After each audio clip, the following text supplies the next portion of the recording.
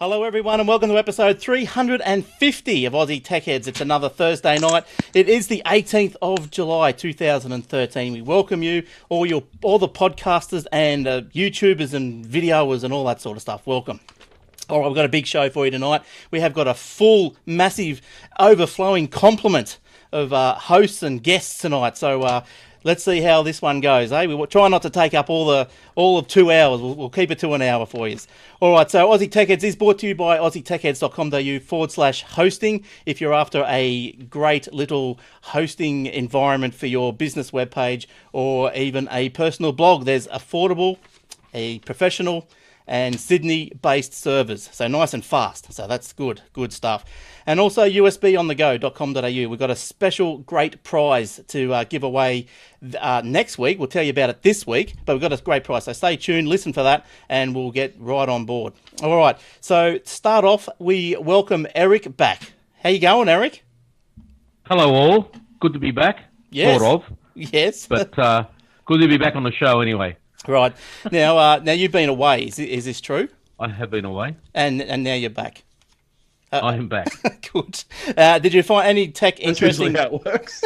Any interesting? I'm glad we got that sorted. Well, I'm glad we did get that sorted.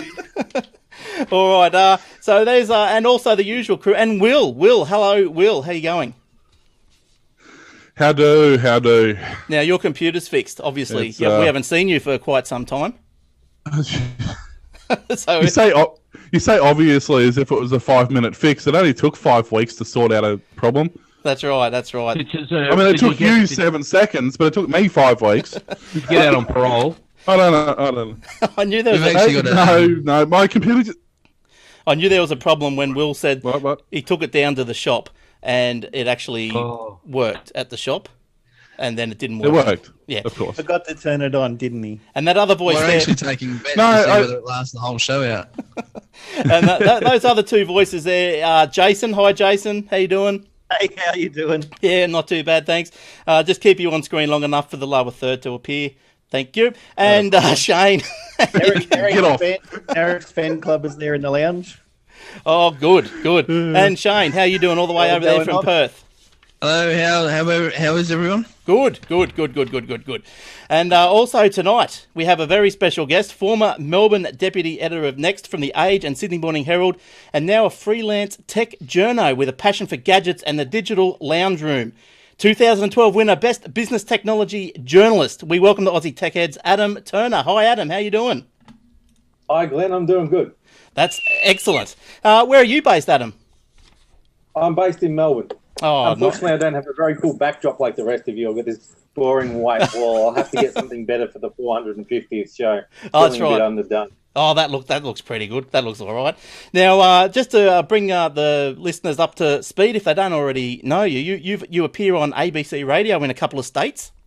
So yeah, you're going off there, the Sunshine Coast and a station 3AW in Melbourne. And 3AW in Melbourne, ABC Sunshine Coast, and sort of other spots here and there when people ring me up if something newsy happens and they want someone to talk about it for a couple of minutes. Yeah, nice. I'm the guy that they'll call sometimes. Nice, and you write freelance and like for 1,000 other little publications. Look, I've got 2 pages full of them from IT. Yeah, I'm a Yeah, sorry. I was just going to say I'm a mercenary. If you've got money, I'm yours. IT Wire, the Samara Government Technology Home Ozcam Smart Ideas, and that's only page 1. Wow, that's heaps. All right, so you can find Adam on his... If they've seen my stuff anywhere, they've probably seen it on the Age of the Sydney Morning Herald. I write for the Guide in the Sydney Morning Herald, and I write for Livewire in the Age. And I've also got a blog that runs on all the Fairfax sites called Gadgets on the Go that runs a couple of times a week. So if you see me anywhere, you've probably seen me there. Yeah, nice work. And you can catch up with Adam on his website at adamturner.com.au, and there's links going everywhere. All right, let's get straight into it because there are a few stories. But what we do normally, we go across over to Shane, and he's got this on this day or in this week in tech in history. If that makes sense to everyone? All right, Shane, have you got a couple for us this week? I do, yeah, and just to clarify the title, it's This Week in Tech History. Right, thank you. Courtesy of Tom Merritt and his Chronology of Tech. And I'm looking for the highlighted ones, and there aren't any, so I'm just going to pick some at random. There's a whole page of them, but I only be able to kind of like do 2 or 3 of them.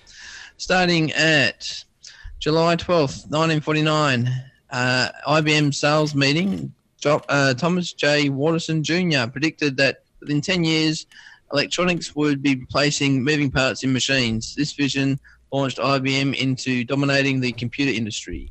Well, for a while at least, anyway.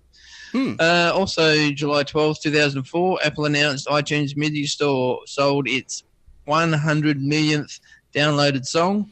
Somersault, Danger Mouse Remix was the song. Wow. And it was purchased by a guy called Kevin Britton of Haines, Kansas. Oh, good on you, Kev. And look at that. Kevo 7. Oh, yeah. And there's another one there on July 18, 2001. Apple announces Mac OS X 10.1 Puma. Wow. That's going back, isn't it? Yes. Did anyone here have Puma, Eric? First update of OS X. All right. Oh, we better ask Adam, what sort of machine are you running there, Adam? I just got myself a new 15-inch MacBook Pro running Mountain Lion. Oh, Yay, nice good work. on you. So They're all Apple. you're Apple all the way through and through, or you got any PC No, thing? I'm not Apple all the way through. I like to jump around a bit. I've got an iPhone is my day-to-day phone, and I use a MacBook. So yes, I'm an Apple user, but I'm not an Apple fanboy. I use Windows 7, Windows 8. I've got some Android devices, and I find in my line of work, it's actually better if I can write about the differences between them. A lot of journos favour one or the other, and so they're good at writing for one publication or another. And if you can say, I like this about Android, this about Windows 8, this about iPhone, then you kind of bring an extra depth to what you do. So it pays to be multilingual, I guess. Yeah, I heard you're an Apple hater. Well, that's the thing. Whichever device you like, you probably think I hate that device. And as long as everybody thinks I hate them the same, then I figured I'm doing my job right. That's right. Good point. Well, Good I think point. I think most of us. I don't know about most of us, but a lot of us. I've got both. I've got a little Mac Mini that I record the show on, audio wise, and PC wise. That's pretty much my main machine. And with Windows 8, Will's just gone to Windows 8.1. Believe it or not. So, What's this about? What's this thing about? We all have both. Excuse me. When was there's no Apple products in this household? Thank you. So crazy. I thought And just to clarify, it's not because I hate Apple. It's because I hate the Apple tax. I Right. refuse to pay twice as much for a product that does half as much. So there we go. Yeah. Well, look at that. Oh, that's a big call. All right. So And he's not only doing that just to rile Eric. No, I don't care anymore because, everyone's allowed their opinion, but mine's always the correct one. exactly not right. All right. So what I thought we'd do is look. There's a couple of stories that Adam has written, recent stories, and I thought we'd just go through them and go around the hosting table and get a few ideas and opinions. The first one, Adam, you wrote about is 3D TV a dud? Can you explain where that one is coming from? Well, I'm reviewing a Samsung 3D TV at the moment, and I went out and got myself. I bought a 3D copy of The Hobbit to test it out with, and it looks pretty good. But I'm still not convinced that most people want this kind of technology. The glasses are getting better. When I reviewed the first 3D TVs a couple of years ago, they had these huge Panasonic glasses that looked like something that Geordie would wear out of Star Trek. And like your head would be weighed down, they were so heavy. Yeah. The new active glasses are almost as light as the passive glasses you wear at the movies. They're pretty good, but I'm still just not convinced. The technology is more of a distraction than an enhancement to the entertainment. If you're trying to watch a movie, you're distracted by the glasses. If you're trying to watch sport, you're distracted by the glasses. I think gaming is the one area where it really works. It brings enough to the game that you can forget to wearing the glasses. If you can't forget you're wearing the glasses, then the technology is more hassle than it's worth, in my opinion. Yeah, And I think it's a bit even more difficult when you wear glasses to put glasses on your glasses and then That's try the and thing. watch My wife wears glasses as well, so she hates it when we go to 3D movies because she's got to double up on the glasses. Oh, serious? Yeah, wow. I didn't realise that. Yes, I know. As you wrote, the BBC are ditching the 3D TV, and Channel 9 over here has ditched it. I think probably a couple of years ago. The last broadcast in 3D was State of Origin or something. It's certainly not going ahead leaps and bounds. Well, yeah, the BBC said that this year's Doctor Who 50th anniversary special will be one of the last things they do in 3D. But what's more interesting is that ESPN in the US have said that they're going to get rid of their 3D channel. Now, you don't get any 3D content on Australian free-to-air TV at the moment. The place where you get 3D is Foxtel. They have a 3D sports channel, and most of that content comes from ESPN. So when I rang them up the other day and said, ESPN's getting rid of their sports channel, what are you going to do? They said, yeah, we're actually having a meeting in the next couple of weeks, and we're going to decide whether or not we actually want to even keep this 3D channel. So it really looks like it's on the cusp of being just canned completely. Channel 10 tells me they've got no plans to do any of next year's Winter Olympics in 3D. I don't even know if Channel 10 set up for it. And SBS, which did some of the last World Cup in 3D, tell me they've got no plans to do next year's World Cup in 3D. And FIFA are saying they're even thinking about scrapping the whole 3D thing anyway. So it really looks like in terms of broadcast television, it's on death's door. Yeah, and Microsoft, they've got, is it fair income technology, this like holodeck sort of immersement into the TV realm. Have you seen that? Where the TV, it some sort of projects images onto the walls and furniture around the room. That's I don't think I've seen that particular one, but I've heard of stuff like that, and it's always good for a novelty. But as you say, it's all about content. There's no point getting that if all you've got to show on it is 3 minutes of a high definition fish tank or something like that. You've got to have something to watch. Kind of leads into this 4K stuff as well. Sure, Sony will sell me a 4K television, and they'll bundle 8 4K movies with it, and that's the only 4K content I'll be able to find. So is it really worth spending top dollar on this thing right now when 4K might go the way of 3D anyway? Yeah, that's right. And I did actually learn something from, I think, your article on the Samsung. Oh, my work is done here. All right. Excellent. And what I learned was I as well suffer from the soapbox images. Oh, yeah, the soap opera effect. Yeah. Yeah, that's right, the soap opera effect. Yeah, and I thought, I never thought about tweaking it. And I thought, geez, that looks so fake, Is that because it's so crisp? It just looks fake. But, as you said, you just tweak your TV up a bit and you're right. So it was interesting, the number of comments on that where people said the same thing. I've seen this problem, but I never knew how to explain it. Thank you for telling me what it is. And what it basically is it's to do with the 200 hertz LED televisions, and the picture looks so sharp that it doesn't look real. People don't look like they're really there. They look like they've been CGI'd in later. That's right. And the way to get rid of it is turn down the motion interpolation or whatever it is. Everyone's got a different name for it. I think Sony calls it motion flow. Samsung calls it motion plus. Someone else calls it something else. But if you go into the settings and turn it down to low or off, I think on the Samsungs I found that turning it down to clear is pretty good. You'll really notice a difference, and everything doesn't look as fake anymore. But it comes like that out of the box because they think it looks better, but for most things it looks worse. Yeah, unfortunately. I think it looks better like that out of the box if you're watching animation, but it doesn't work with live pictures. Well, that is the one thing. It actually picks up animation because it makes things stand out, and it makes. I was watching some animation. I was watching Kung Fu Panda and a couple of things on it the other day. I was actually surprised at how good it looked. It's like this almost looks like it's in 3D because the panda stands out from everything else. But when you're watching real action, people aren't supposed to do that, so it just doesn't look right. It doesn't look real. Yeah. And also you've been writing about the ICE TV plans to launch a 4-tuner. How's that one? 4-tuner PVR. Which will be able to stream over the internet. And did you liken it to the recent Optus case? Well, see, that's the interesting thing. The fact that they're building a PVR in itself is interesting because ICE TV's always just been an EPG service. You get a PVR that works with it, like a Top Field or a Beyond Wiz or a Humax or something like that. You put in your login and password for ICE TV, you give them some money, and then it downloads the TV guide. But ICE TV, I've been talking to them for a long time, and they've always been frustrated about how difficult it is to really tightly integrate with the box. So now they're actually talking about building their own box. But what they want to do, as you say, is they want to make it so that you can stream recordings from the box to your other devices, even while you're still recording them. Initially, you'll be able to do that around your house, but the technology will also support, I think it's converting the H.264 on the fly and streaming the television that you're recording to your mobile phone. Yeah, now, this is exactly what the AFL got upset about because Optus had this TV Now service where they would record stuff for you in the cloud and then you could watch it on your phone. So you might say, okay, the football's on now, I want you to record it, and then 2 minutes later, okay, I want to watch that thing I recorded. So you're now watching it in chasing playback mode, and you're only a minute or two behind the live broadcast. Mm. Now, some people said this is within the law that lets you do time shifting and recording. Other people said it's not. The AFL, who thinks they're the centre of the bloody universe, said, "Oh, you can't do that," and took them to court and won. And their argument was that you can do that kind of thing yourself to record stuff for personal use, but in this case, Optus is helping you make the recording.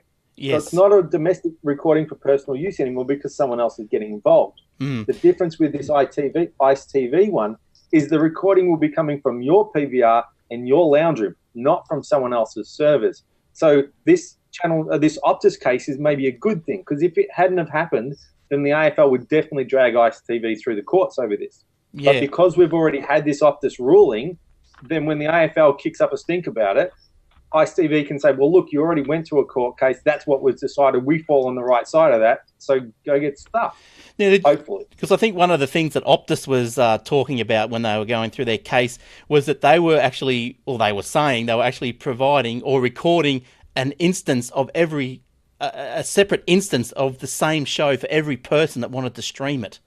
I didn't think that... I'm not sure if they were or not. I think there are services in the US that do that. I'm not sure if Optus was. But I think the main point, even if they were doing a separate recording for everybody, the main argument was that Optus was helping you do it. It wasn't a personal recording for personal use you were making at home anymore. I think that was the point that they beat them on. And so ICE TV should be able to get around that because you're doing the recording. You're doing the streaming. Yeah. So it'll be interesting. Yeah, but you can be sure the AFL won't like it because their rights deals with Telstra to broadcast or to stream footy to mobile phones is worth a lot of money. So they don't want to see this kind of stuff get lost. Is this Conroy and others came out.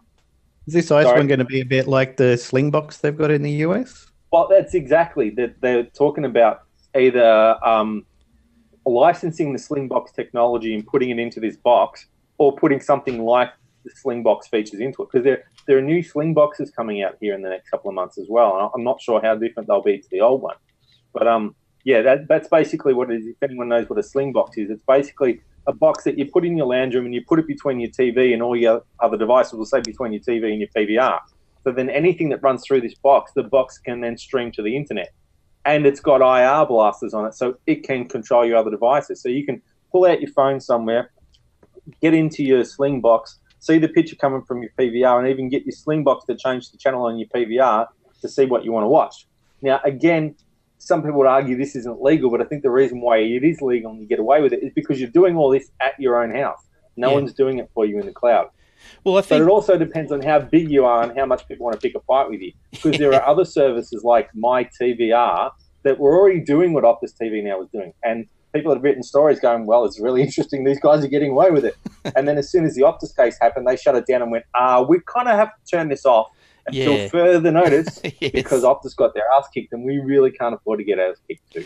Yeah, because I know the technology is there, like even now for the home music, because I can, although I haven't actually tried to record and then like stream a chase recording, if you know what I mean, over 3G or whatever, but I can stream, I can record a show on my media center now and stream it to my mobile wherever I am. So the technology's it's already there. It's just, this is just putting it into a nice compact little setup.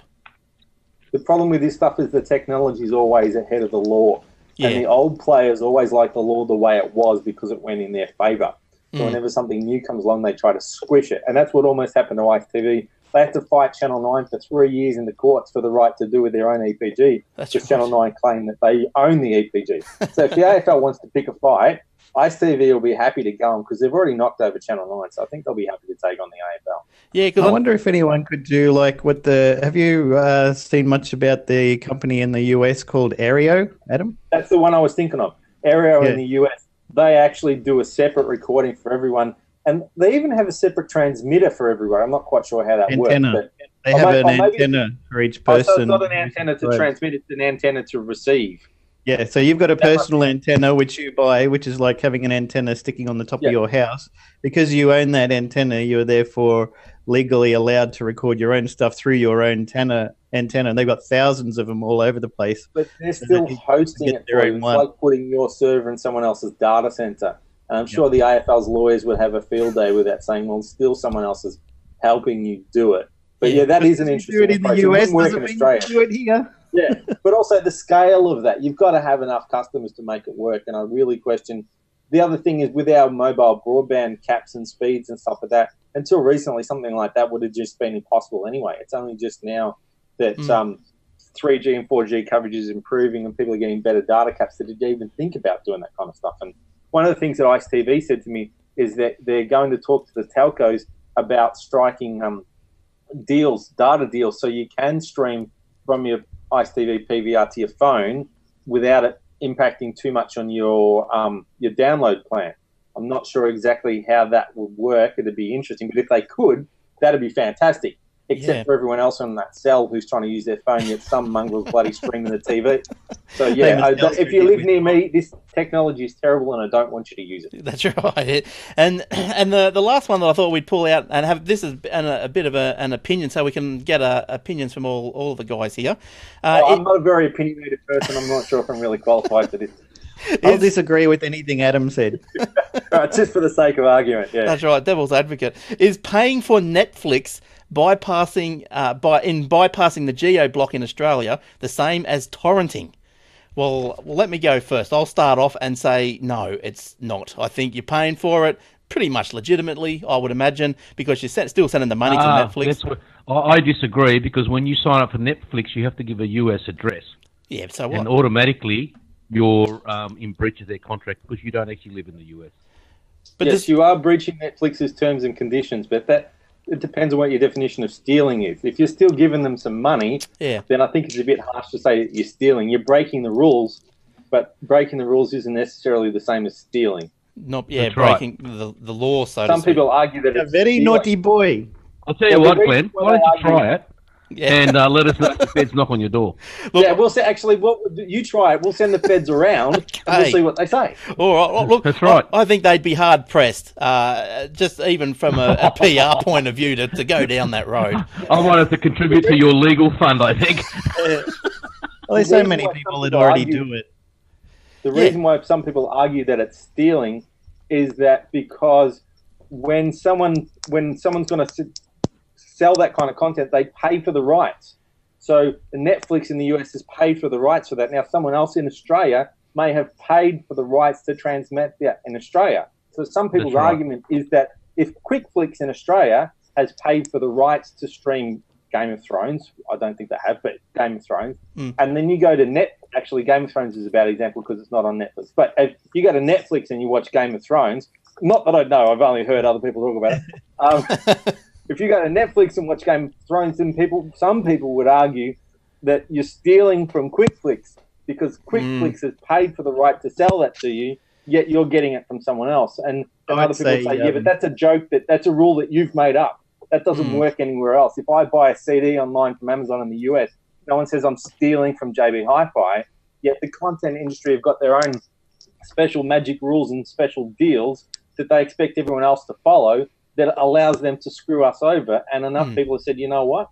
The only thing that's going to change this is competition. And the best competition is when I threaten to take my business to Netflix.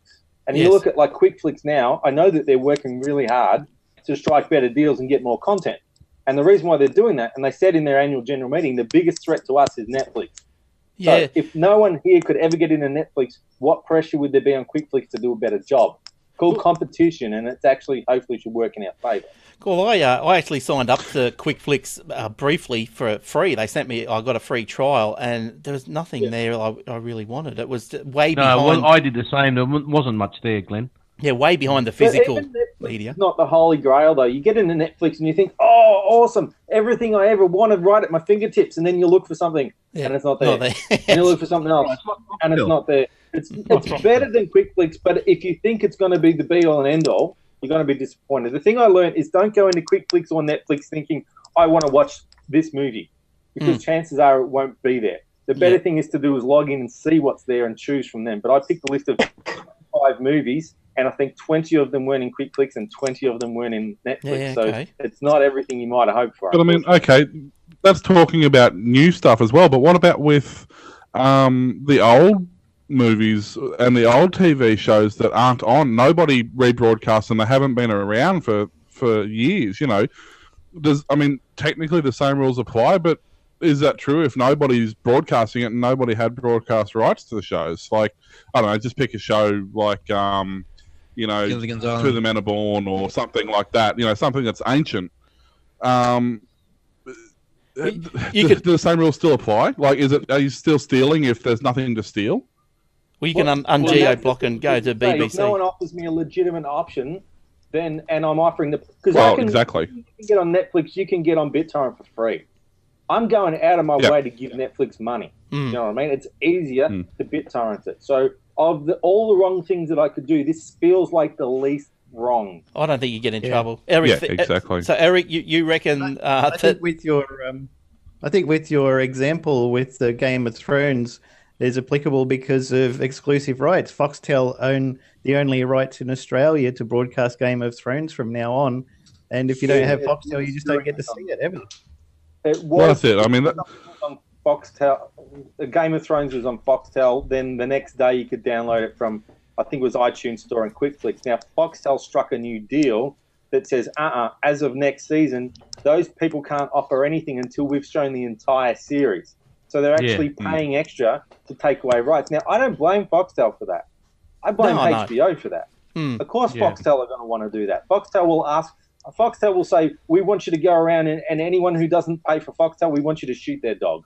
That's what Foxtel will ask for because they're a business, right? Yeah. But if HBO then turns around and says, yes, we'll shoot their dog, it's HBO's fault for saying yes. Yeah, so I blame HBO for letting Foxtel strike a deal that screws the rest of us. I don't blame Foxtel for asking for it. I blame HBO for saying yes.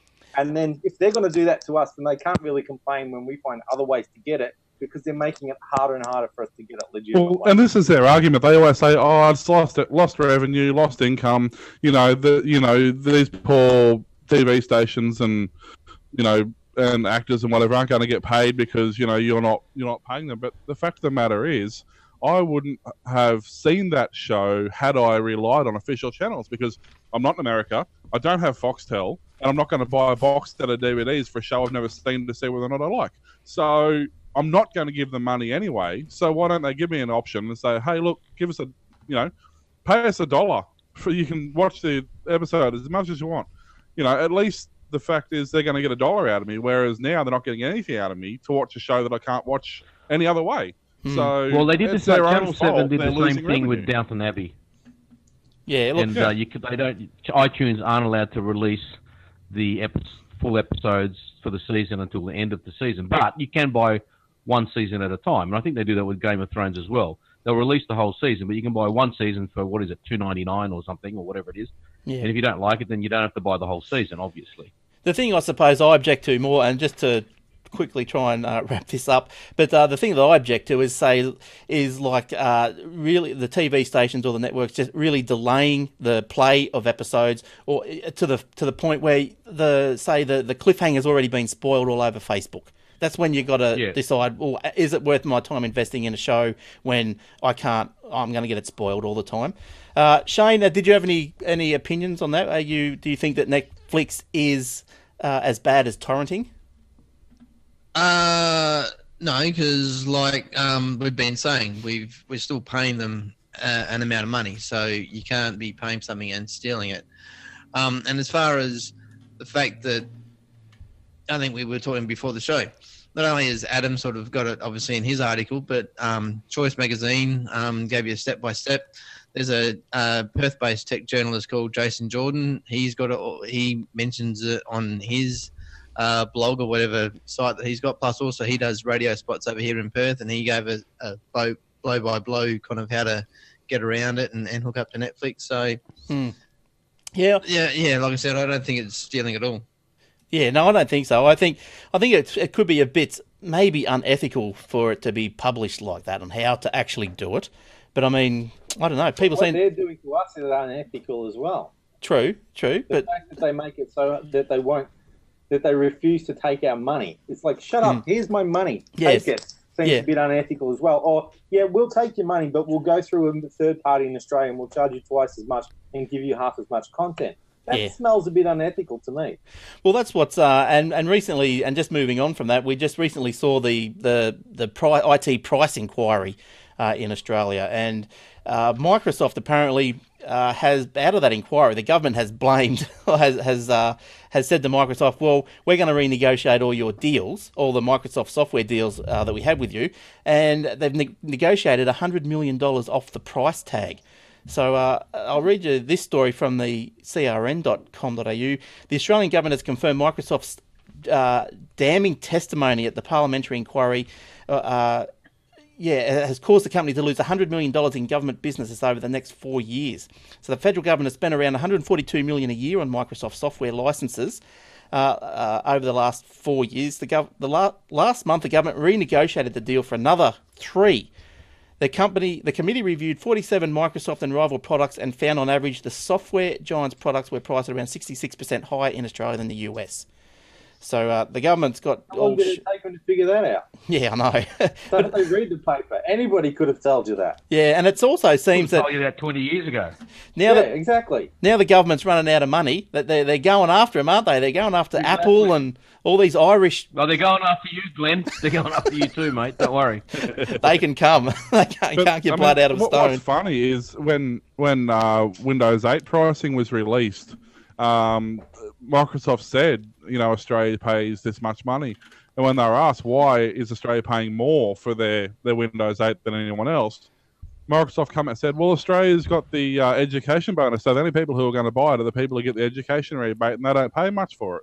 Oh, that's crap. That is such a that was Microsoft's argument. Justification. Well, it's better than Adobe's justification. They said, we don't care. Because we can, I think, was their answer. Because we can, yeah. Well, and we're not going to drop Microsoft. Yeah, that's right.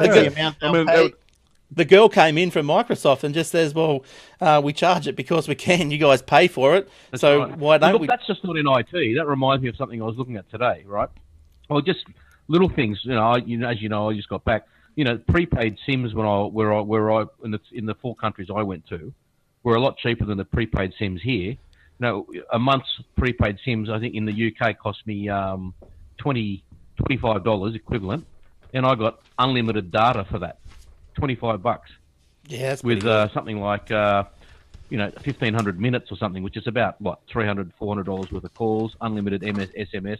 That's just one example. This afternoon, I was looking at a couple of CPA conferences, and they're held all over Australia, and there's one in Fiji, Singapore, Hong Kong.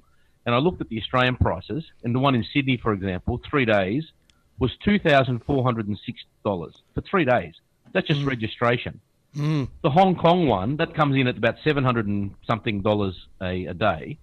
Then there's one in Hong Kong, same one, 3 days, $242 a day.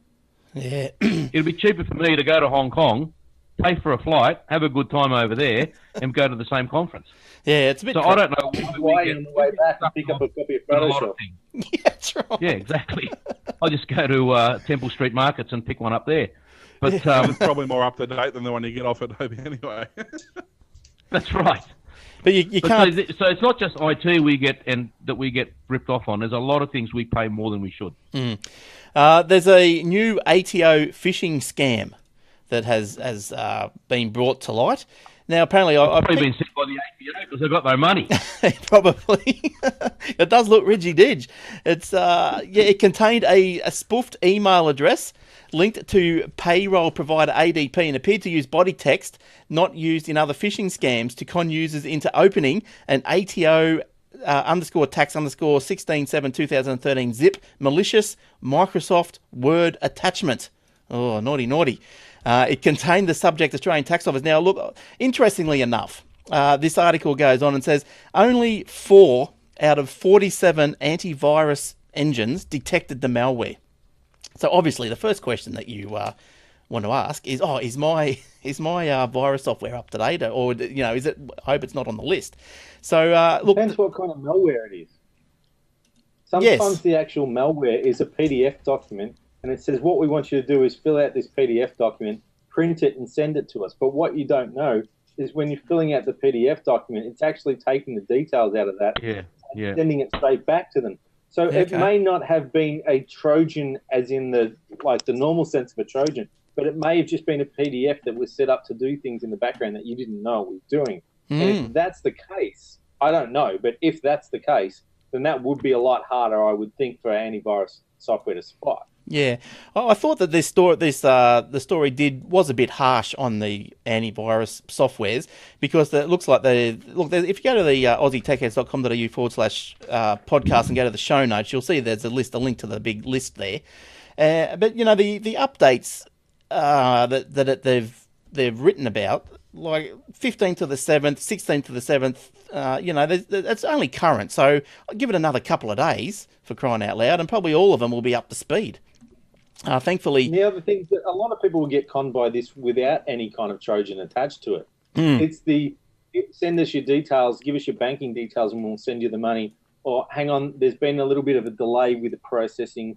We need your credit card number or your 4-digit PIN, or maybe if you could just pay a few bucks to grease the wheels. There's a million variations on these scams, but most of them don't actually require any kind of technological vulnerability. It just requires someone gullible enough, or just, uneducated enough to not realize what's going on.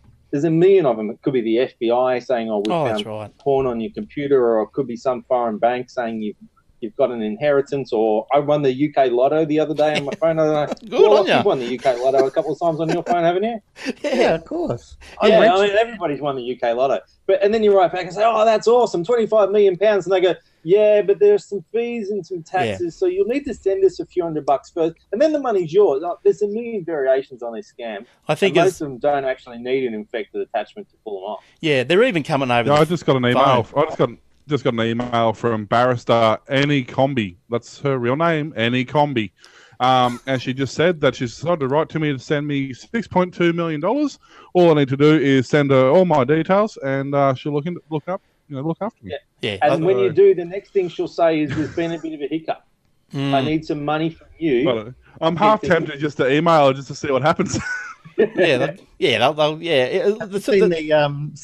scam fighters websites where they get the Nigerian scams, and they say, "Okay, I'll send you the money, but first I need a photo of you with a fish on your head." And then they go and take a photo, and they post it, and people put it on the internet, and then they're like, "Okay, I want you to wear a tutu and put some ice cream all over your head and stuff like this," and then put it on the internet. And go, or they say, "I want you to streak on the SCG." It works. Yeah, that's right. All right. Look, we've got heaps more stories to go through, but it's time to have a check-in with usbonthego.com.au. Now, Will, can you give us a brief outline on what you can buy? Just pretty brief at usbonthego.com.au. Okay, so on the go basically means accessories you can take to make your life easy. So you can get things such as a card reader to read your SD cards and things like that with cameras. You can get card chargers and stuff. Obviously, they all work in the USB port. You can plug in keyboards and mice. You can plug in external hard drives or thumb drives. It's basically accessories that make your life easier. So there is a kit they're doing called the Humble Bundle, which in its regular form saves you $33 off their regular price, which basically includes 2 of the OTG cables, which lets you plug in your keyboards and mouse and things like that. A card reader, which, as I said, they call it a camera kit. Don't be confused. It doesn't let you actually use a camera through your card, but it does allow you to use your micro SDs and things like that. OTG cable with the power connector. Now, if you've got a high-powered USB device, such as a hub or an external hard drive, or you want to run a keyboard for a long period of time, this OTG with the power connector actually allows you to power the device at the same time that you're running it, so your battery doesn't go flat. It's got a couple of the right angle LEDs, so if you want to sit your phone in your case, they sit flush against the back, so that doesn't take up any room. And also a Belkin car charger, and these are actual Belkin ones. That car charger alone, bought from JB Hi-Fi, is the same price. It's actually dearer than buying the entire Humble Bundle. That's right. So usbonthego.com.au, we spoke to them this week, and they said this week they're going to give away a Humble Bundle. That's right. It's 25 smackaroonies worth. Humble Bundle. Will's just gone through some of the things involved in that, and with anything that you do buy from usbonthego.com.au, you get 12 months Australian warranty, a 30-day money-back guarantee, and everything is sent from Sydney. Okay, so you don't have to wait 3-4 weeks for it to come from Honkers or anywhere like that. It comes direct from Sydney. They've done all the waiting for you.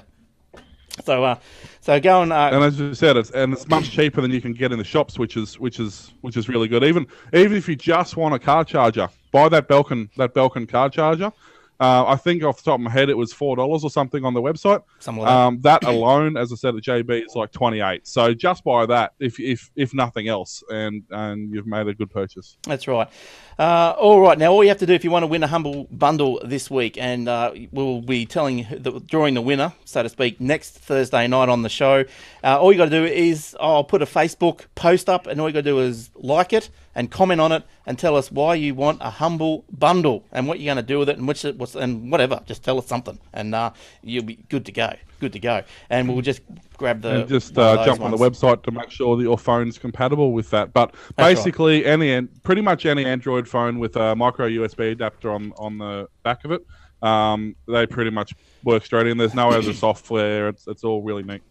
Yeah, so thanks to usbonthego.com.au. Also, don't forget, don't forget the AussieTechRadio.com. There's, there must be 10 shows on there now. So it's a live shoutcast stream 24/7. It's updated. Shows are updated every Thursday. So that's today. So get out there and jump in for some brand new episodes of all your favourites. There's heaps of shows. Techwebcast.info. What? Sorry, Will? Also, now that I'm back, we'll also be doing. Also now that I'm back, not this week, but hopefully as of next week, I'll get the live stream back. So every time we actually do our shows, they'll actually go up live onto the radio stream as well. So if you want to listen on your mobile device, you can do that live. That's right. So just do that. You can either listen it from the browser at AussieTechRadio.com or just download your Shoutcast app in your phone and away you go. So that's good stuff. We've got this show, as I said, Aussie Max Zone's on there. So jump in and have a listen to that. That's going great after 5 episodes of the rebooted Aussie Max Zone. Oh, that's going great guns. And also the video of Aussie Tech Heads is also now on iTunes. Previously it was only on the YouTube, but I pulled my finger out and it's also now subscribable on iTunes. So yeah, wrap that around your little finger and run. All right, let's go over back to some more news. Let's go and see Jason, see what stories he's got this week. What do you got for us, Jace? Oh, I've got a cool one. PayPal randomly credits a man with $92 quadrillion. Oh, nice. That's not a Nigerian scam, is it? No, it's a real one. A real scam. Chris Reynolds opened his monthly email account on Friday from PayPal and saw they had $92 quadrillion in there. Unfortunately, they corrected the sum, but he was pretty happy and possibly had a bit of a heart attack. I would imagine. So I wonder what the corresponding accounting entry would have been for that, and why that actually happened. You wouldn't. It'd be debit this person's account and credit the moron. I think it was. Probably an account number. They're probably crediting his account number instead of an amount. That's my guess for a number that long. Oh, now that's great. Now we know his account number. You beauty. First thing I would have done is rang Donald Trump and said, "Suck it! I'm the richest guy in the world." That's right. No, actually, the first thing I probably would have done was actually taken a screenshot so I could walk into a bank and go, "Give me I need a loan, or I need on finance." Yeah, I need something. As long as you don't put underneath that note, I've got a gun in my pocket. Yeah. Or you just have to say, don't put that on the note. Deposit slips. But he's very happy with one of your personal deposit slips because that's happened before. All right, and or I'm in a hurry. Yeah, Shane, did you have anything you want to say? Add? Yes, story-wise. What do you got going? Yeah, I'll The story that I'll start with is we haven't had an Apple rumour for this week, so I'll kick one off. Bloomberg is reporting, citing Taiwanese newspaper Commercial Times, that Apple may delay the next iPhone after it allegedly decided to tweak its design to feature a bigger 4.3-inch Retina display screen. We'd usually expect a new iPhone to appear around September, but this report, fueled by comments from an unidentified people in the semiconductor industry, people close to the source, suggests that Cook & Co. may have to push the release back to the end of the year. Oh, well. That sounds like a crock to me. Apple planned this stuff a long way in advance. I find it hard to believe that at the last moment they go, wait, don't ship it. We need to change the screen size. That's right. Yeah. I don't think so. It's just all publicity. And Eric, did you have any stories this week, or you're just jet lagged? No, I'm not jet lagged anymore, but I am lazy though. All right. So you can just come on in then. I've got a couple of idiotic stories. If you like those. I've got a comedic story. Vodafone 4G claims to be the fastest in Australia, so that's pretty funny. It will be while no one's on it. That's right. And all four people that are on it find it fantastically fast. And the most boring game in the world. And if you want to give yourself an uppercut, go and get this one. It's a vacuum cleaner simulator. Oh God! Have you downloaded it? Download it from the App Store. Yeah. What's it like? Vacuum for real. Why would I want to vacuum for pretend? So you can pretend to be It's doing a robotic work. vacuum cleaner. You are the vacuum cleaner. Oh, that's different. Oh, why didn't you say so? Oh, yeah, I'll take two. Yeah. No fun? Oh, that app sucks. Let's move on. All right. What about? Yes. What about this one? iPhone 5. Wants that joke back. What about iPhone 5 has electrocuted someone in China? Did you guys hear about this? Apparently, Then it wasn't an iPhone 5. Yeah, it was the charger. It'd be a third-party charger, probably would be my guess. That's what usually happens. Yeah, it was a charger with that... a Nokia phone exploding in someone's pocket, and turned out they got a third-party battery. And they go, the Nokia phones are terrible, they suck. And it's like, but we didn't give you that battery. You bought it as a spare one, and it's not rated by us, and so you can't sue us. Well, Apple's looking into it. Yeah, what it was basically the... I don't know if you ever noticed, but if you look at the end of extension leads and stuff, where the prongs are, they're actually rubber tipped so that you can't touch the tips whilst you're plugging into the power point, just in case the prongs are a bit long. But basically, being Chinese, they didn't have one of those, and that's basically what it was. When they've plugged it in, their fingers bridge the two electrical connections, and yeah, that's pretty much what happened. Oh, at least that was what happened an hour ago. So who knows what actually happened? And Jace, have you got any more? Yeah, definitely. Today, Google's music streaming service is finally available live in Australia. The All Access is like iTunes, Match, Pandora, and all of those, and you can subscribe to get your music. It's free to try out, and you can get it for $9.99 if you subscribe now, instead of $11.99, which it'll go for after 45 days. Interesting. Is that a monthly subscription or? Yes. Oh, it's okay. So $9. Same as iTunes Match though, because this is like Spotify. They'll actually let you pick a song and say, I want to listen to this song. iTunes Match will only let you stream music you already own, so it's not quite the same thing. I mean iTunes Radio, sorry, not iTunes Match. Confusion. Okay. Yep. But even iTunes Radio is not like Spotify. You can't just say, let me listen to this album by the Rolling Stones. Oh, okay. Yeah, see, for the most part, once again, the free stuff tends to... Because if I want to do things like that, I just listen to a shoutcast, station or something. So, yeah, I have a hard time paying for music in that respect when, it's available. I mean, you get ads and stuff on shoutcast, but that pays for the broadcast of music, so why pay for it twice? Yeah, I only listen to Spotify on the desktop. That's free, 100%. And on my devices, I only listen to podcasts anyway, so I'm not really worried there. I know some people don't like the ads on Spotify free, but I listen to WS.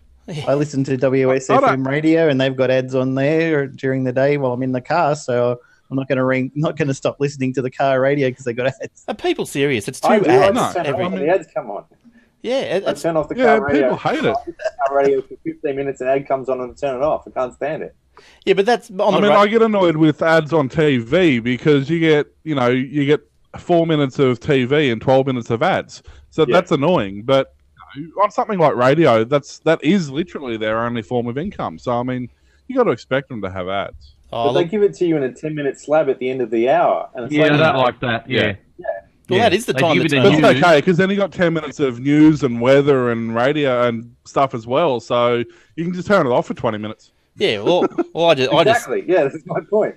Yeah, I just flick across the ABC or something and get the country hour. All right, now... You old fart. Lawsy. Good on Now, a quick cricket update. England 9 for 12. Oh, who won the toss? Don't know. I'm just watching it here. Eric will live streaming it here. Eric will find that out. Yeah, we saw that. All right, so... You saw that?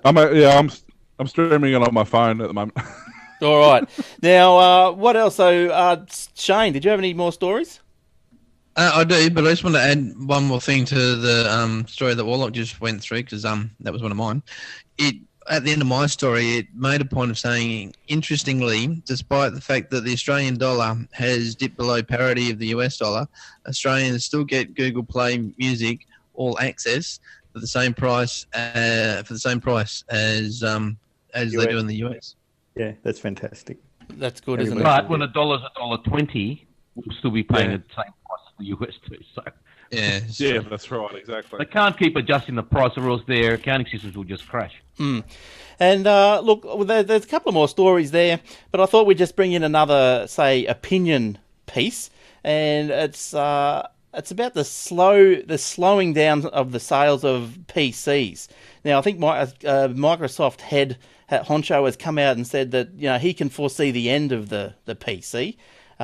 Personally, I think that is incorrect. I don't think that the PC desktop will... I agree with you, Glenn. ...will go anywhere soon.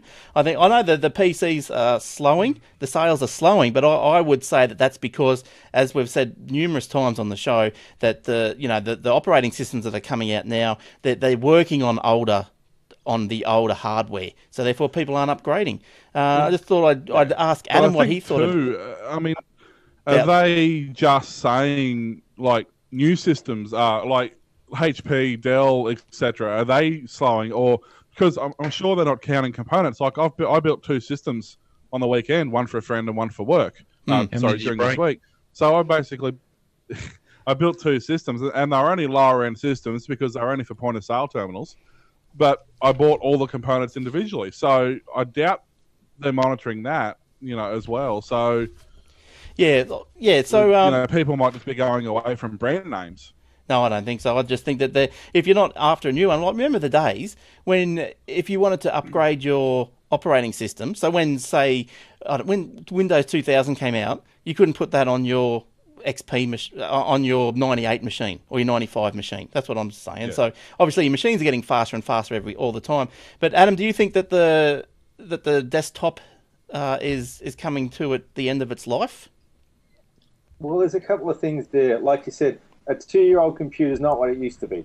There was a time when a 2-year-old computer deserved to go out in the nature strip. Not anymore. You've got a computer that's 2 years old. It's still probably pretty good and keeping up with the job. But the other thing is that I don't think desktop computers are going to die off. What's going to happen is they're going to become specialist tools. Like a tractor, right? Most people don't buy a tractor because you don't need a tractor, right? I'm just driving to the shops to buy coffee, or what do I need a tractor for? Doesn't mean that tractors are going to go away, right? Because some people need tractors. Computers are going to go a bit more the same way. There was a time when anybody who wanted to drive to the shops needed a tractor because that was all you could buy, right? There was a time when anyone who wanted to do anything with computing had to buy a computer because that was all you could use. But now more people go, you know what? This tablet or this smartphone will do most of the stuff I want. But if you're a specialist, if you've got something in particular that needs a computer, then you will buy one. So they won't die, but they'll just sort of become more of a side thing that only people who really need that particular device will buy. Whereas your average person who just wants to do, a bit of email, browsing the web, whatever, they're far more likely these days to go, you know what, that $500 tablet's going to more than do what I want. Why would I mess around with a computer and a desktop operating system and all that hassle that I don't need? Yeah. So I think that's what's happening. Yeah, that's right. I agree. I agree. You can't see officers and editors and journos dropping computers. You're not going to type your stories on an iPad, let's face it. Oh, God, no, I've tried it. I don't know. I mean, it's horrendous. It is. It's terrible. A lot of the Android devices, for example, basically plug into a HDMI monitor, and you can use a normal keyboard and mouse with them. So, for some people who want to be more mobile, it's not necessarily a bad thing.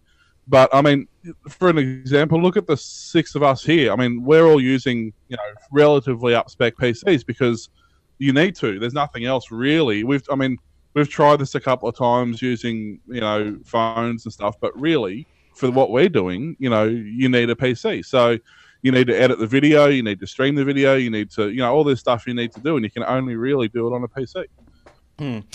I had a interesting. You're right. They're going to become a specialist too. Interesting enough. Well, I don't know if it's interesting or not, but today I was looking at on the Windows 8 apps, and I saw the podcast app that they got going there, and so I launched it.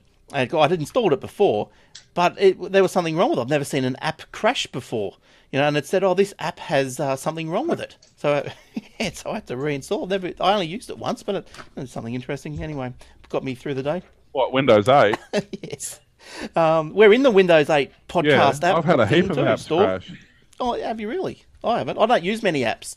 Especially the Skype one. Skype, I can't even put Skype on the system. It just locks the system. Yeah, but Skype's made by Microsoft, mate. You expect it to crash. But are you using the app or the desktop? Yeah, and that's why the Microsoft... But either. And that's why my Microsoft webcams don't work. My Logitech webcam works perfectly. My Microsoft ones are horrible because they're made by Microsoft. And they don't work with Windows. Go figure. Are you using the Metro version of Skype or the desktop one?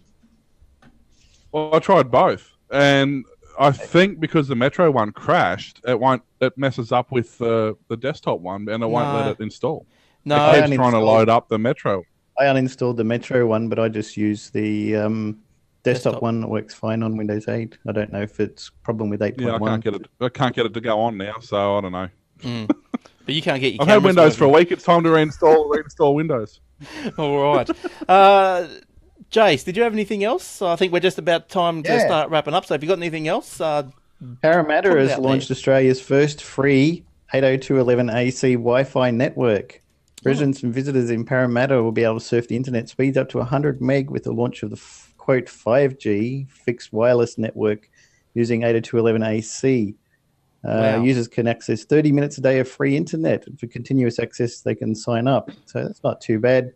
I'd like to be in Parramatta and be able to get 802.11ac free for 30 minutes at a time. Just sit in the park and download everything for 30 minutes. Yeah. Plug in your little... take your laptop there and get your torrents. Yeah. Better than McDonald's. Has anyone tried to use McDonald's free Wi-Fi? You might as well get a piece of string and a couple of cans.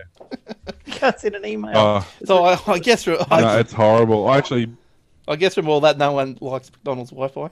Oh, but speaking of bandwidth, the best internet I've ever had in a hotel was the hotel in Hong Kong on my way home.